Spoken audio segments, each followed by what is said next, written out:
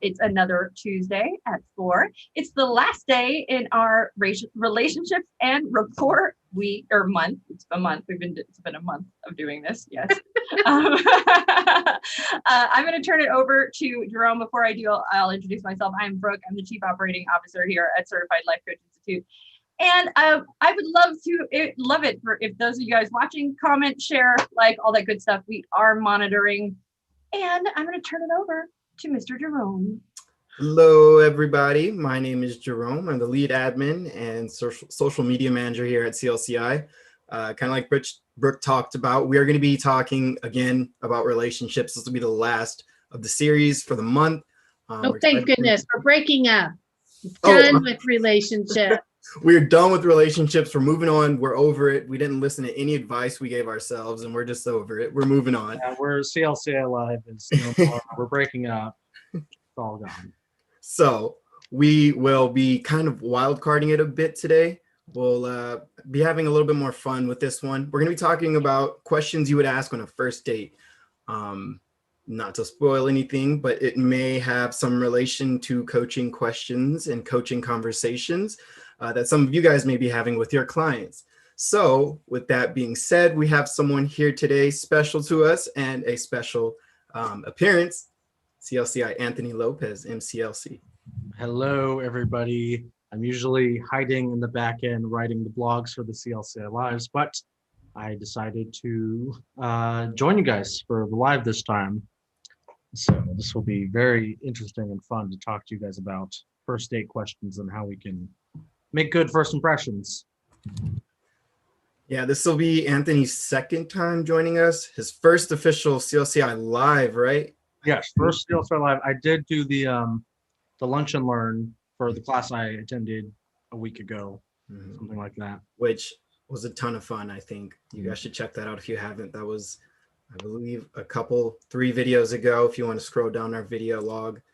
Did you just say three videos ago? A couple or three videos ago. Relationship. 3 is also a relationship. It can be fun, you know. Or, it's fine. They're all relationships. I'm not going to get all these parallels already. Hi, everyone. I'm Lisa. Welcome. We're appreciative of you guys watching.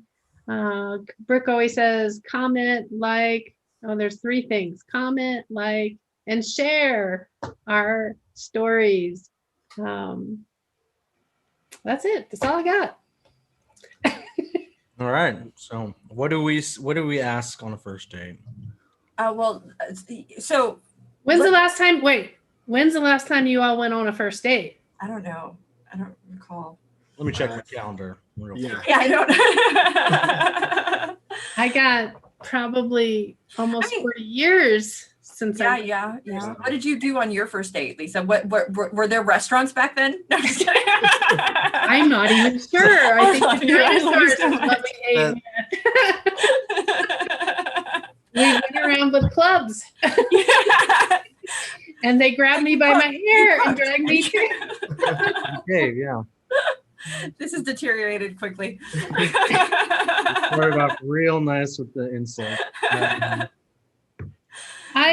When I think back during the time that I did date, I was always excited to be asked on a date because I was very shy, very much an introvert, and wasn't a great, and my family will even tell you, I wasn't a great conversationalist because back then, there's a lot of growing up I had to do and a lot of learning that I mattered.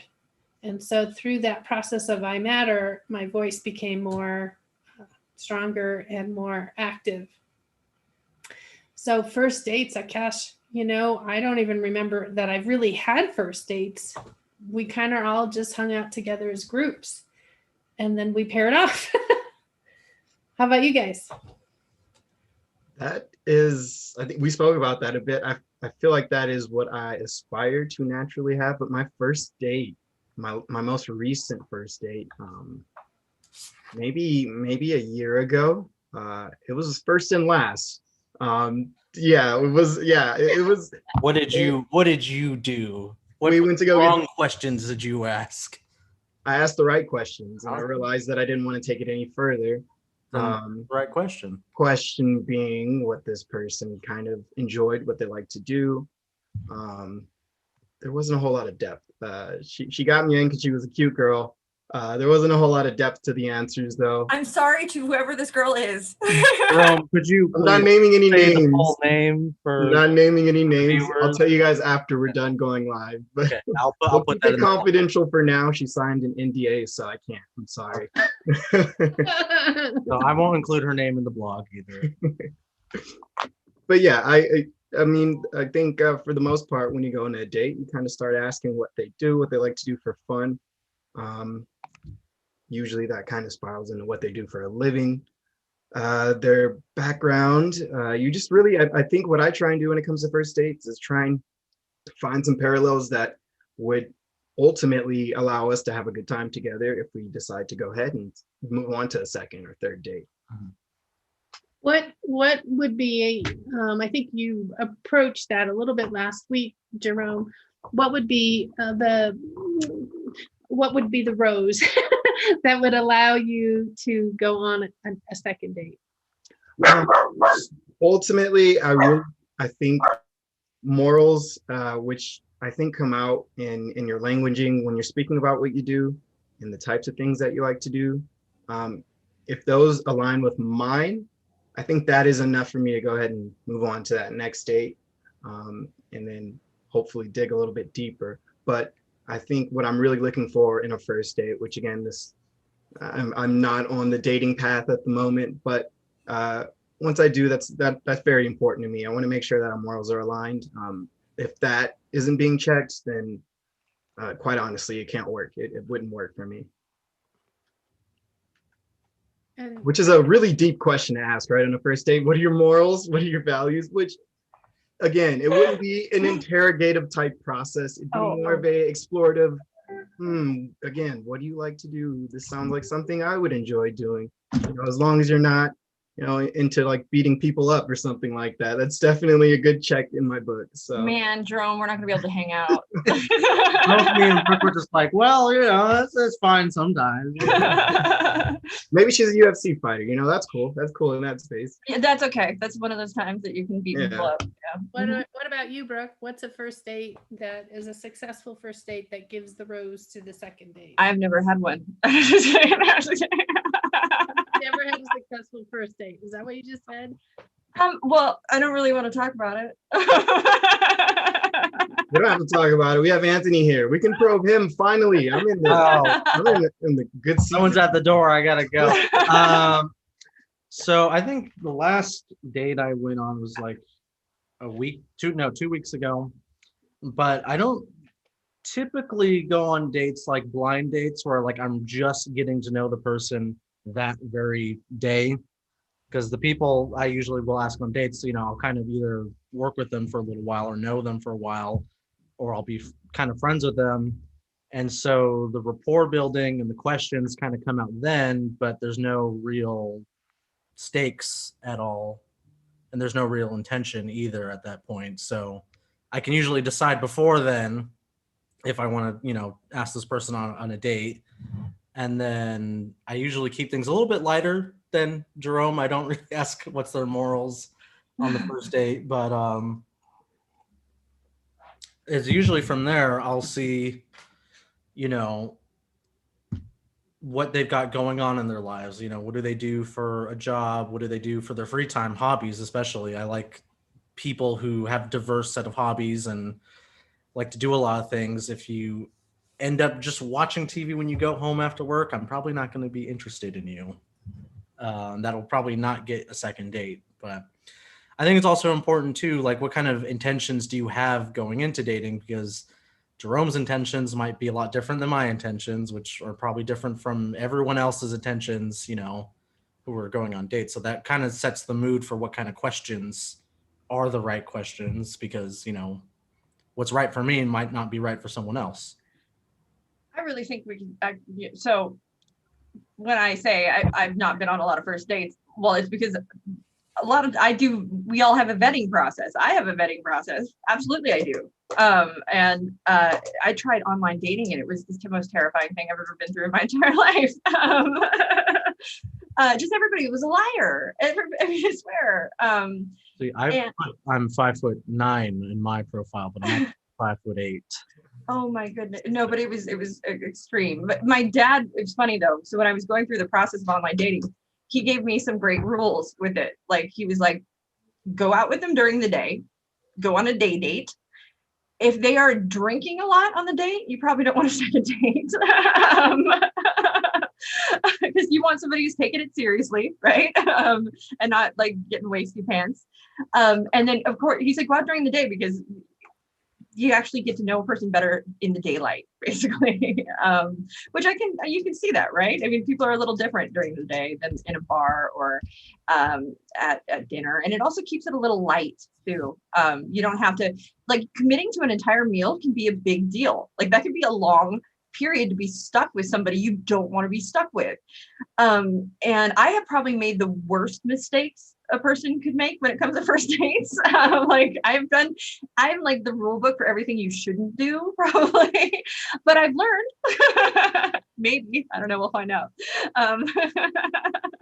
Also, I don't like dinners as a first date, mostly because, like, if you're just trying to get to know the person, what are you going to talk about? Like, you're talking about the food that you eat, and it's like the same. I've never understood like going to a movie on a date. Like those are bad first dates. Like, what are you're not going to get to know anybody while watching a movie, except for maybe if they're obnoxious or like, So do you guys spend time on the phone with the people that you're potentially? So my annoyance is it's texting. It's always a lot of like that texting back and forth or the messaging, and everybody texts. Nobody gets on the phone nowadays, and it drives. I'm better on the phone. Lots of relationships have failed because of texting and the misreading, not misreading, but misinterpretation. That's the word. You can't. There's no tonality. Right? So people will read attitude where there was perhaps a joke. So they would have heard the lilt in their voice differently than if they were the tonality. You can't hear the tone. Yeah. We've got those emoji things now that help people understand what that emojis doing what they can to keep relationships together. There never been a good emojis thing. right there. Yeah. At least There you go. Anthony's throwing up some emojis. I mean, we message all the time, and we kind of misinterpret, I'm sure, sometimes. And we know each other, so to have a lengthy text conversation with someone who you hardly know it's got to be bound to be misinterpreted. Not only that, but okay, from a marketing perspective. So for me as a marketer, as somebody who's done sales and marketing, I know for a fact it's a lot easier for someone to BS me via text or via email. It's also easier for them to click me closed. It's also easier for them to ignore me. Whereas when you're actually on the phone with somebody, it's a lot harder for people to just sort of shut you off or shut you out. When you actually speak to a person and have a verbal interaction, you become an actual human being at that point. Until you actually have that talk, you're just a digital version of not even a person. I'm serious. Like that is the mentality. It feels like a lot of times is that people aren't people until they actually talk to you on the phone. Well, and I think it is even still one step further, and you still don't really know that person until you start spending time with them, because they can give a best version of them. Oh yeah, you're only getting a small window. Well, and then the other thing, I used to, whenever I wanted a job, like whenever I wanted anything to happen, I would always make a point not to just email, but to go down, physically be there and be like, put myself in front of them, because doing that, you'll stand out. You're going to be far more memorable than somebody who just sends an email or somebody who just sends a text. Is getting yourself physically in front of people. You again become human and leave an impression. Absolutely. Back in the day, I never did this because I've been in a relationship for a really long time, but I had friends that went through Great Expectations was the group name that you would go into the building and you would flip through photos and read their profile. It's wow. So I mean, that is like the what is that? What is the swipey one? Come on. Like the old school version. By the way, Tinder. Letitia Walker. Hi, Letitia Walker. Hello. You're talking about Tinder, Brooke. Tinder. Thank you. That is like, you know, or plenty of, I mean, any There's dating. so many. Yeah, I don't even want to go into the dating apps. I don't even. You know. But we were talking about dating, but really this is about making a good first impression, right? So this is about how do we make a good first impression? And this can be applied to being when you're a coach as well. So how do you make a good first impression for your clients? How do you make a good first impression when you're putting yourself out in any environment as your professional self, right? I think authenticity is probably one of the biggest ones, and also that applies to dating very much so, because Sense of humor, I think, is got to be a really important. Well, it depends. It depends on what kind of coach you are. I mean, maybe I mean, yes and no, but maybe some coaches need to be serious all the time, even though I think humor is wonderfully infused anywhere. But well, I think in a moment there's appropriate and inappropriate, right? Yeah. So when I just meet a client, I can be different in each instance. Like there was one time in an older office that I was at, I had just had fun with the last client. We were laughing up a storm. So the next client got to reap some of that benefit. And I like scooted them over. I mean, I, sideswiped them and scooted them over. And I go, hey, how you doing? You're coming in. What's going on? So just carrying on that conversation based on who I am. But there must have been some sort of feed from them that was okay too, based on some interaction I have, which was probably on the phone first. Yes, I was going to say, what I want to do is take this to, let's first figure out what is the first, and when does the first impression start, really? Because it can, if we're talking on a coaching status, the first impression can start way back. I mean, in any case, really, you may not even know. The first impression goes like both ways, because you have your first impression of the client. Like, coaches shouldn't just take every client that wants to coach them. Like, there should be a vetting process for the clients you want to have, but it also goes both ways, where the client is, vetting you, and your first impression and their first impression, sets the tone if this relationship's going to work. Like, it's the job interview mentality, where if you're going in for a job interview, you should also be interviewing them back. You're not just there to answer questions. You should be asking your own questions as well when you are in an interview situation, and flip the tables on them,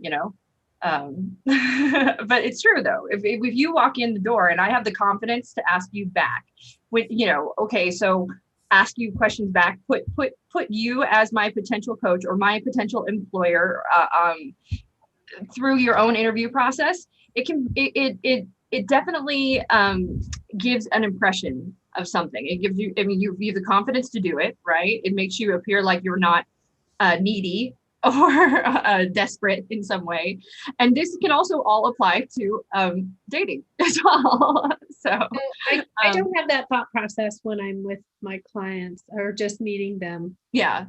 I know some people do. I know some people, they really do have an importance on, as we're calling it, the vetting process. I'm just interested. I'm just interested in what you have to say. I don't know if this is going to work or not, but I don't even have that thought. I just go with, let's do this.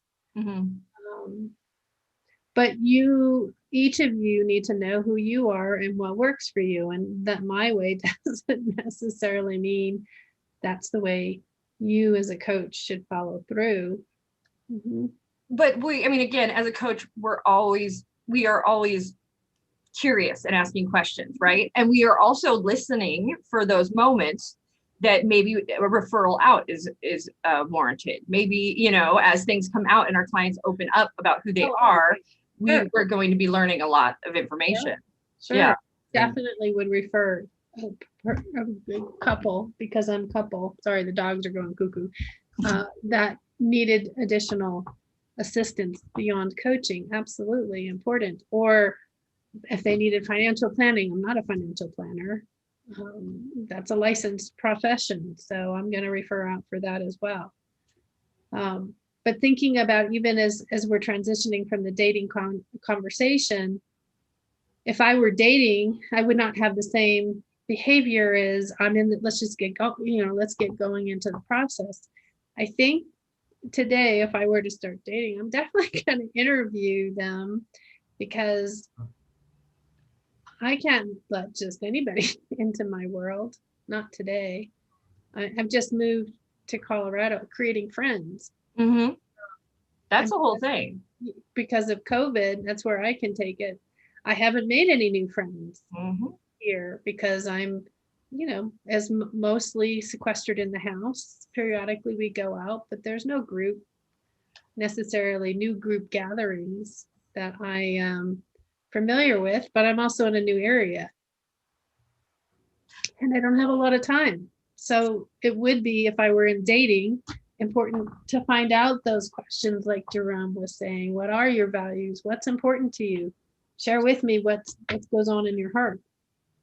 Well, and I will say that friend thing, especially during COVID. And I mean, for me, I'm already, because I tend to work so much and I'm home. And I started hosting trivia to find friends, to like get out and meet people, because it was the only way I could figure out to do that. And I'm so grateful for it, to the nth degree I am, because otherwise I probably wouldn't know anybody. But even now, how do you meet people? And finding friends, the older you get, is more difficult, especially if you're working a full-time job, and then trying during COVID, even the friends that I did have, even if I was fine, like, let's go do something. A lot of times they're like, I'm not gonna go leaving any house. Nope, not like, so you find yourself alone a lot of the time. I mean, I would say about 365 days in a year, I was home alone about 330 of them.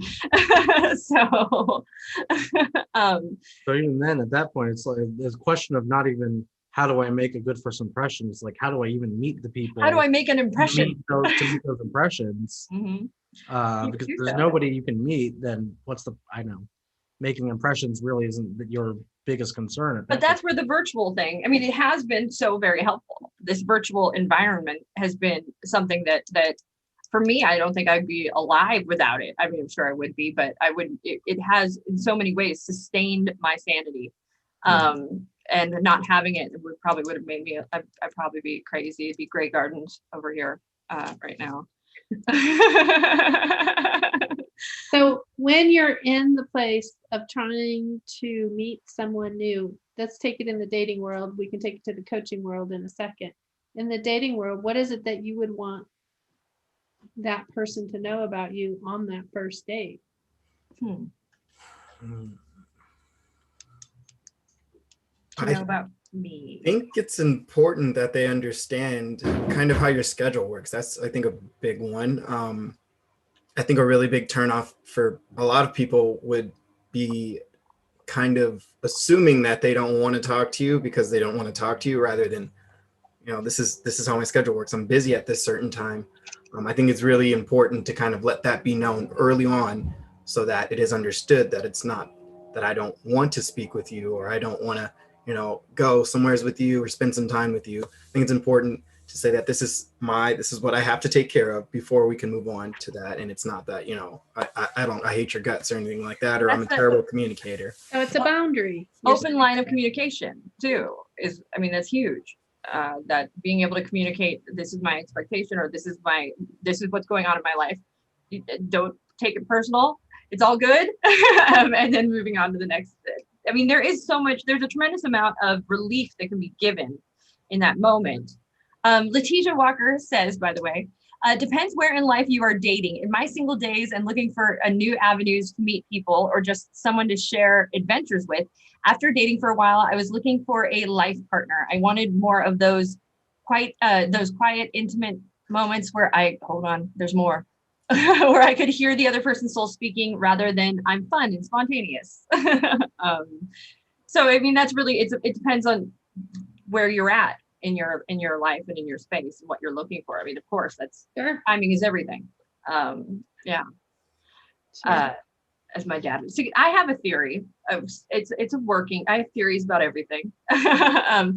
But in truth, arranged marriages work a lot of times. They last for very long periods of time, and the couples are very happy. They don't even know each other prior to.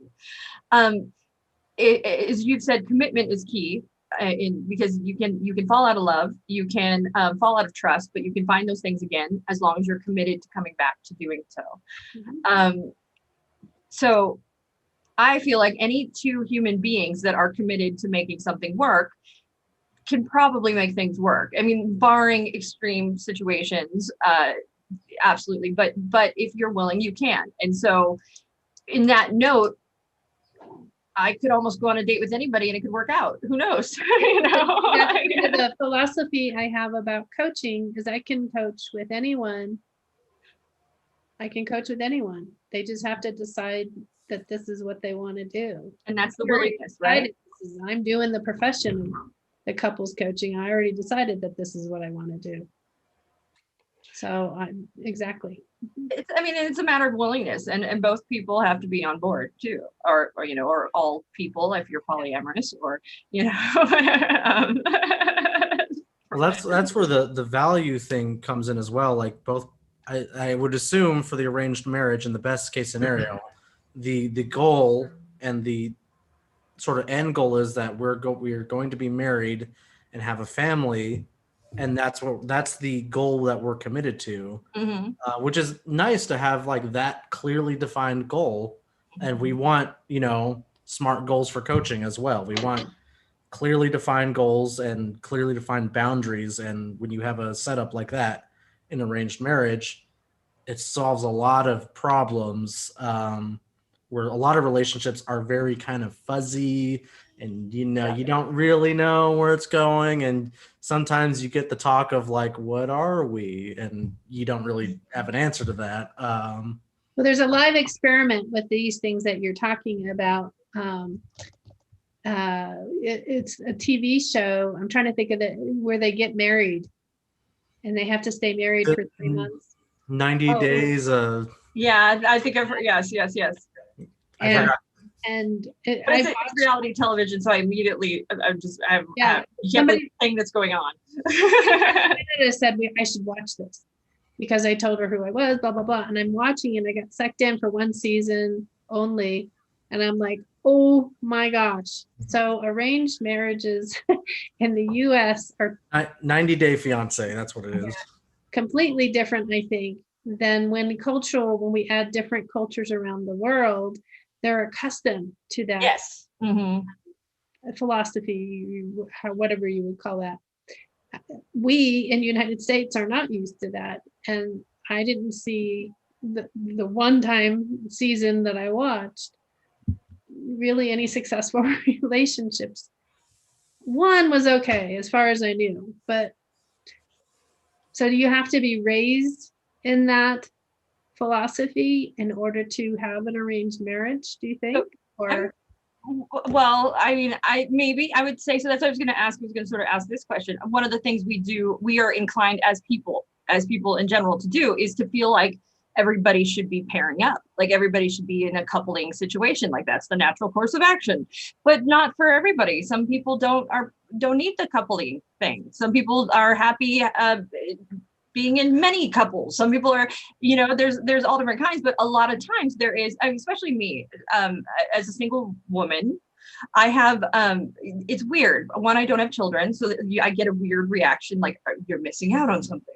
But I'm okay. And I'm, and then the other thing. She's a fabulous auntie, so it works. Yeah. And the other side too is well, is she okay if she's not in a relationship, if she's not, and there's this concern that happens sometimes with people where I might be just this miserable woman because I'm not paired with somebody, but that's not necessarily true at all for me, because I'm very independent in many ways, and I like my freedom in many ways. And so, mind you, that doesn't mean there isn't room, but I'm not miserable alone either. So I think that it's interesting that we are inclined to people should be in a couple, people should be in relationships, and that's not necessarily true either. I know a lot of people that aren't. I know people that I mean never have had anything of that nature, and they're perfectly content. To each their own, right? We all have our own I guess needs. that's where coaching and I guess, dating relationships or marriage relationships are separated, where it's so culturally ingrained to, get married or be a couple with someone, but it's not really so culturally ingrained with like the, coaching client relationship. That's not. Well, there it those is and it isn't. I mean, What's interesting there is there are stigmatisms around certain people and certain cultures asking for help with regard to getting coaching. okay, no, you do make a good point then too. And so there are people who it's a sign of weakness. It's things of that, and it's not. It's actually, I think, a sign of great strength to be able to ask for help or to hire a coach. It's being able to identify what you need to improve, right?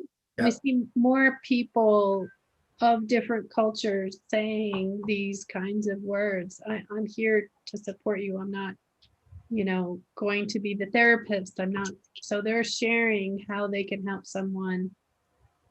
I'm going to say blossom, which is not the right word, but blossom out in their own world. Time and time again, you have different stronger belief systems, not stronger, what's the word? Not US belief systems that have to really follow a criteria. And sometimes they will cross our path. I've had many people from different cultures come in that I had to learn what is acceptable and what isn't acceptable so that I could coach them within that guidance. So that's part of what we would do as a coach, as a someone seeking potential partner. How would cultures work into you potentially being a couple? Well, and we've even embraced this when we did we've done classes for groups of people that were of different cultures from different places, and while in our classes we would normally handle something a very specific way.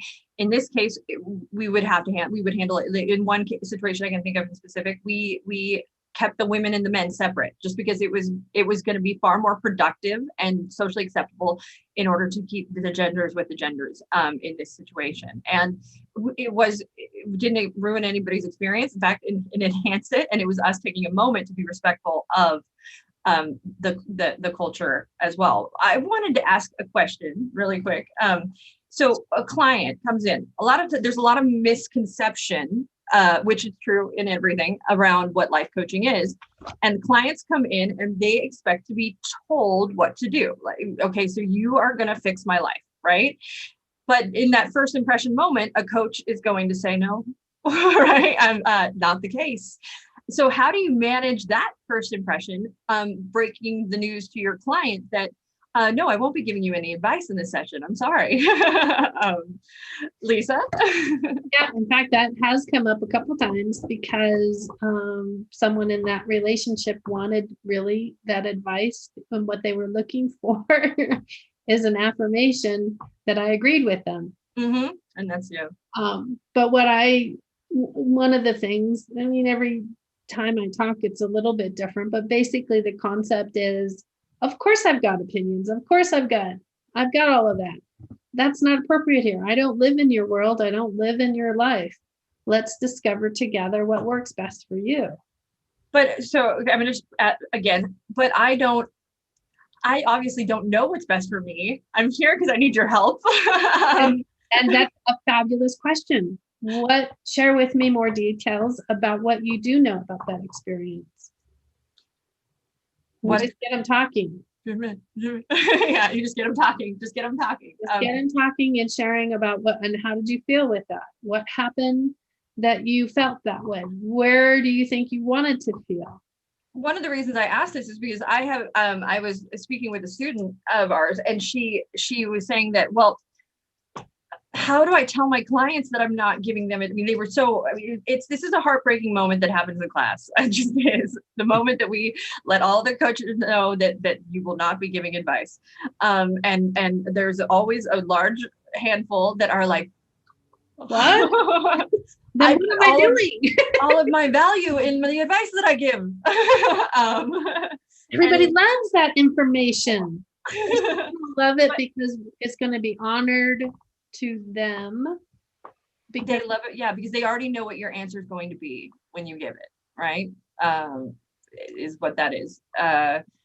If the people I ask, I call it, which we were just talking about, not cursing on, but co-signing BS is what I call it. Is we go to whoever we want to co-sign our BS, basically. So if this is I'm going to go to that person, the person's going to co-sign with me, and so that I can feel like justified in whatever it is. I mean, not necessarily, and you may very well be, but that's just it's a term that I have used, and it's in many ways true. We go where we want the answers. We're not going to go, I mean, maybe unless we're into that, to like the person that's going to give us the really tough, like hard, long talk about what you're doing with your life. We try to avoid those for the most part.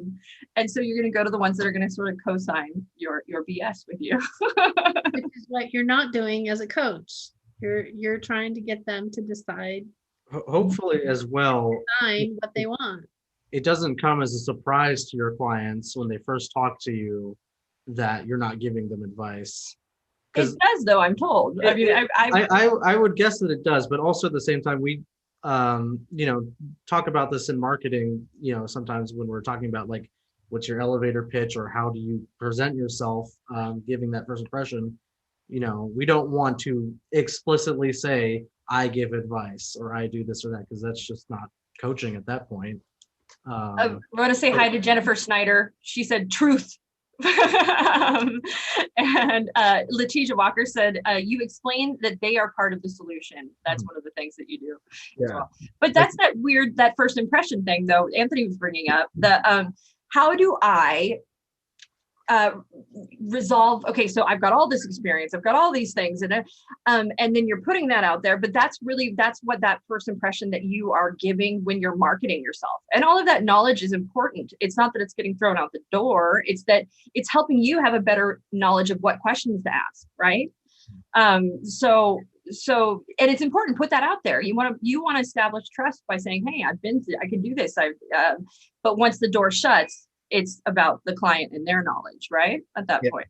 I think a really good transition in this space would be letting them know I'm here for you to help you empower yourself. So ultimately, you don't really even need me at the end of our relationship. I hear that kind of being used as one of the better ways to segue out of that conversation, that question of, you're here for me. I need you to tell me what I need to do. And again, I think a really good way to approach that is letting them know I'm here to help you dig into yourself and find that what your power is, bring that out so that you can use it when I'm not around, and you have the ability to get through your own muck and, live your life the way that you ultimately would like to live it. Yeah. I mean, because it comes down to how many of us like to be told what to do and follow it. I'm laughing because I don't. It depends on the moment. Sometimes if I'm asking for it, if I'm like, I don't want to, just tell me what to do. I like clear direction. If I'm asking somebody where they want to eat for a date, just tell me where you want to eat. Don't make me guess. So those are different circumstances, right? There's that dating. About pulling information from someone. We're talking about a different kind of relationship where we have the give and take and flow of that process. In coaching, that's not necessarily that same process. Just tell me what restaurant to get. Just tell me what to do. Give me the to-do list. Because, I mean, I know that when I have that list, I may follow it for a temporary moment, but you're not gonna follow my honey-do list. I thought you loved me.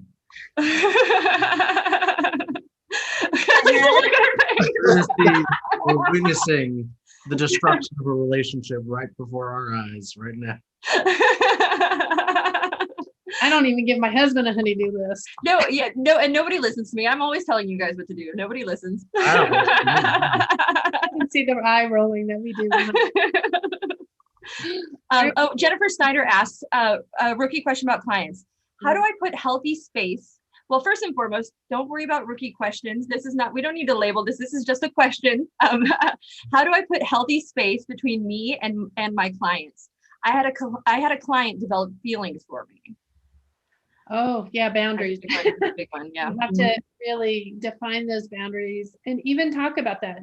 Say sometimes it can be misunderstood that clients can feel close, and you may feel some things that you haven't felt before because maybe no one else has ever you've not experienced that with them potentially. We are professional here. You just always maintain that professional boundary, and if you have to remind them, you remind them. And I wanted to ask Jennifer, if you don't mind sharing, how did you find out they had developed feelings for you? How was that shared with you? I mean, it might take her a minute to respond, but Lisa as well, like just being listened to is a form of validation, and some people never get that. So they don't feel heard, they don't feel understood. Oh my God. We try not to explicitly validate, every 5 seconds, but just being passive and listening might be, the validation that they are very much lacking in their lives. And you can't really help that, but and it doesn't necessarily mean that something bad has happened if that happens. If they've developed, it's not like it's like, oh my God, you don't have to this is a kind of a natural thing for people to be like, I feel comfortable and safe in myself here. I don't feel like this anywhere else. Let's talk about how you can get that out there. Yeah. Mm-hmm. Take this with you, and then we bottle it up and say, what is this? Define it. Yeah. But of course, always make sure you have your own boundaries defined in there. Yeah. In that moment as well. He told me he shared, he told me he shared things he hasn't shared with anyone, is what he said. And he told her is how. Do you feel the same way back? Letitia Walker asked. Yeah, and that's what you just go, oh, I'm thank you so much. I'm honored that you shared. This is your coaching session. This is not my coaching session. This is not a relationship where we're building a relationship for it to go anywhere. And I appreciate, just reset the boundary. It's going to be awkward. It's going to be awkward. It's a lot of reasons why some coaches will choose just to coach the same sex. I mean, for this, this is a reason. Or refer out. Yeah, and that's what I was going to ask. You can also refer out at that point. And I would ask them, are you comfortable continuing, knowing, feelings will not be reciprocated. This is a professional relationship. And then depending on, give them the space to think that through and then refer out from there. And then also ask yourself the same question. Am I comfortable proceeding, knowing whether, or that they have those feelings and that this will remain a professional relationship? No matter what, you do not go there. There are so many people, even in the licensed therapy world, that have lost their licensure because they went down that path. They said, this is the person for me too. And when they crossed over to that side, guys, anybody that I have investigated this with, do you know how many relationships survived? On the other side? Jennifer says, thank you for sharing. This is kind of embarrassing. This happening. No, it is. I mean, you have nothing to be embarrassed about. First and foremost, this is something. It's a great question. It's a great, yes, absolutely. And it's something that a lot of coaches deal with, and it's something so thank you for asking. And also, you did not cause this. You were coaching. You were being a coach. There's nothing that you have done or to be embarrassed about. So please, no embarrassment here. I mean, unless you're comfortable being embarrassed. A lot of coaches do experience that. They're not quite sure. It often is a big topic in a class that we go down when we're interacting with that. So you're not alone. Well, and again, I really want to drive home. It's a natural occurrence because just as Anthony said, this may be a situation where this person is it's the only space they can actually be their true selves, their whole selves there. And that creates vulnerability. It does. And then if you create a safe space where they can feel trusted in that vulnerable state, it's a natural thing to get for an attachment to form. It just is. And it may not be, they might be mistaking attachment for feelings. There can be a lot of things going on, especially if you're raw and you're in a space, but and so that's why it is something you can work through. It just you have to sort of identify what you're comfortable with, what the boundaries are, and it's not uncommon. Can be worked through. It can successfully get to the other side of that awkward moment when you have to reestablish that boundary. It can be just fine on the other side once you break through the awkwardness. I just Keisha says it's a human response when someone touches your soul. Yeah. What were you saying, Anthony? I was going to say, this is also unintentional dating advice. This is what we want to happen when we're dating people, but not when coaching, but dating someone, get personal, get deep, be vulnerable, open. Yeah, and then you'll form a connection. You'll fall in love with something. I don't know. Gosh. Yeah, I remember a time as we're all talking about one of the classes I taught way back when. It was a hilarious moment. It was a serious moment. The conversation was this serious, but it was hilarious because everybody kept building on like a comedy, but potentially all of that could happen. And so while we were being humorous with the responses, we all came up with different ways to set that or reset the boundary so that each one of them could feel more secure with who they were in their position. So practice it. Can we each take a turn breaking the boundary and then setting the boundary? Lisa, I think I love you. And Brooke, I was really concerned that you loved me too much.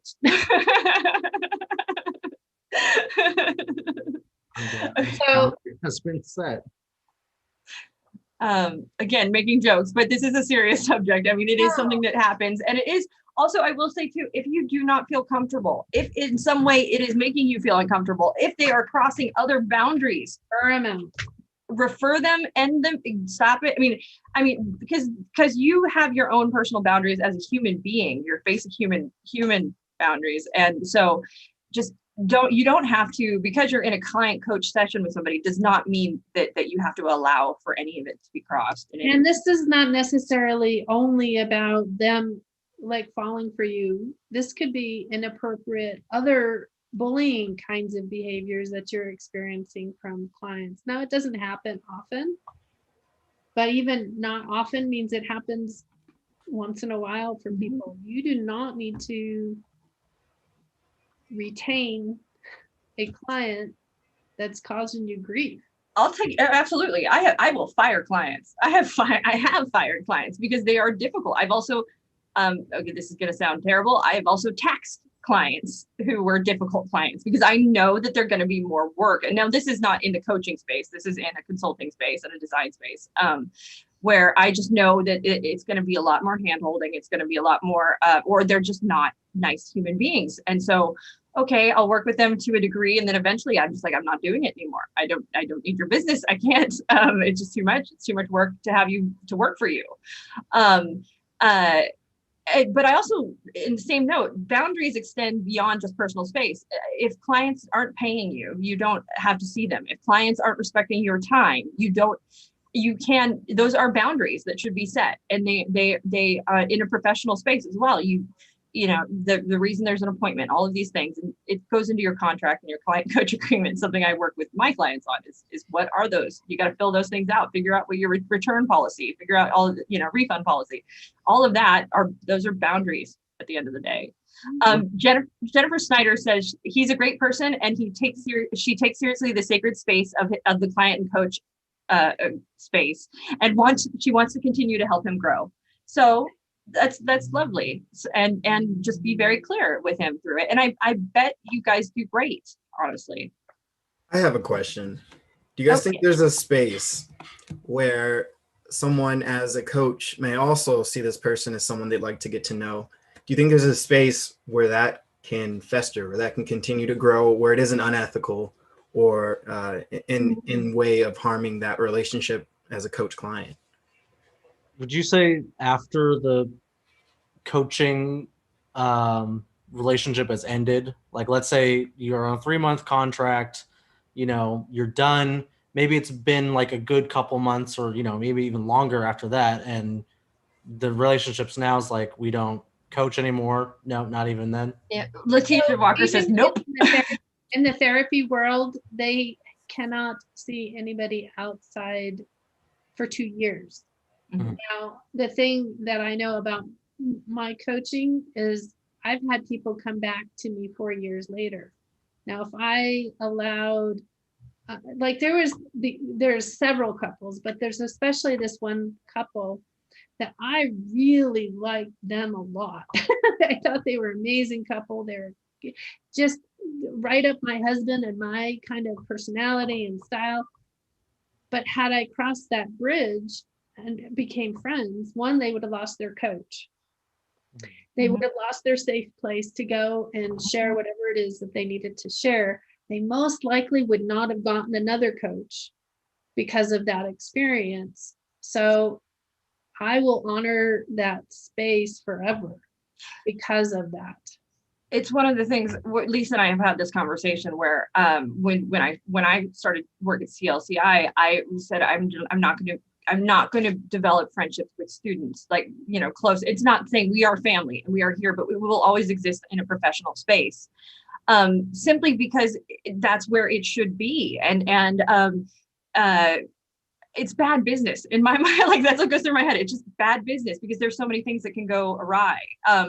And also if you're looking at your business as a whole, so as a business coach, if you're looking at your business as a whole, one little thing that can become something so big, right? It can, if you expose a side, if you have one night where you're maybe behaving or acting in such a way, all it takes is one person that is your client for that to go everywhere, and that can be bad for business everywhere, And so it's kind of like teachers who had their own Facebook page and showed their drunken pictures. You just don't, because you want to maintain, and now that's you may have that other side to you. There's nothing wrong with that other side, but you want to put your best first impression forward, right? You want to maintain that professional impression. You have far more to lose than you do have to gain for those kind of things,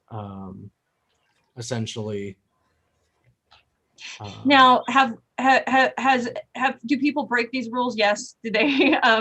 Does it always end in disaster? No. But 99. I'm going to give it a high statistic. I'm going to say 99% of the time it's going to end in disaster. Mm-hmm.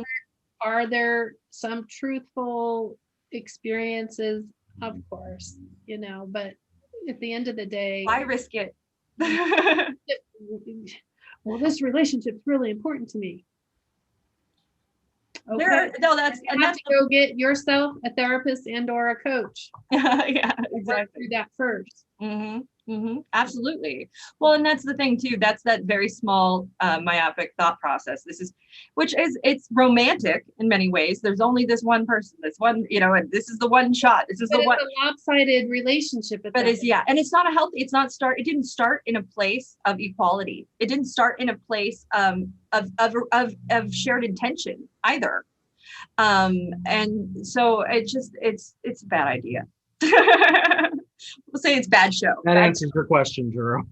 I know. It's great though. Thank you for that question. That was a fantastic question. We're about done. I took the conversation to a different place, but I saw you all on here and I was like, SOS, thank you. So where did you take the question or the conversation? I'd love to. Oh, well, today. That's what you mean. I see. I was thinking in the session. I was like, where'd you take it? How did you handle it? I'm curious. You're a little nosy. No. I am nosy. Well, maybe she's got some great insight that we don't get to share. So, Jennifer, we love when you guys interact with us. Yeah, please. The more questions, the better. We love you guys. Thank you guys so much for watching. So final thoughts, everybody? Anthony? Oh, what? I think we spoke about a few different things. Make a good impression, by knowing what your goals are, and sort of communicating that with the other person and setting, the intention. That is, which is a brilliant point. Just like we do in our coaching sessions, we set a session contract. What do you want to accomplish today? Maybe try that out on your date. I think this kind of wraps up all our past topics this month too, which is, that we've done since the beginning of the year too, with, how to set good intentions and goals. Goal setting. Why do we communicate in the same language with our relationships? What was last week's? What did we do last week? Fighting with fair techniques. Well, that's when you're in the relationship. Yeah. Really quick, You don't want to fight. Conversating. with Letitia fair. Walker says, I do see exactly what you're saying. One bad night, however, I dislike cancel society. We could be give grace about one bad choice or night. And I agree with you completely. I completely agree that our past actions do not define us. We are whoever we choose to be in this moment. And to allow the grace and forgiveness of people for being human. I completely agree. That's one of my favorite words, grace. Is that reality though? Unfortunately, no. Yeah, there's a corollary to that. We can extend the grace, but as we can very clearly see, we're probably not going to be the recipients of grace a lot of the time. So you have to keep that in mind. Depends on what you're doing. Yeah, I mean, and that's the thing. Also, though, you can always take the attitude of, you know what, it happened. One night happens. I'm moving forward. The people who get it and can forgive me, they're the ones I want. So it doesn't matter. So we all make mistakes. We all have a one night thing.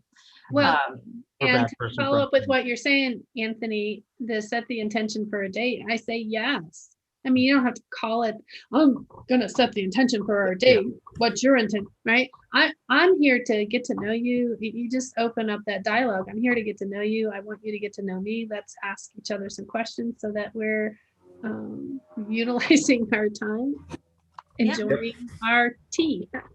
I think that kind of allows me to give my final thoughts in saying that when it comes to first impressions and questioning in relationships, I've probably said this over the course of the month.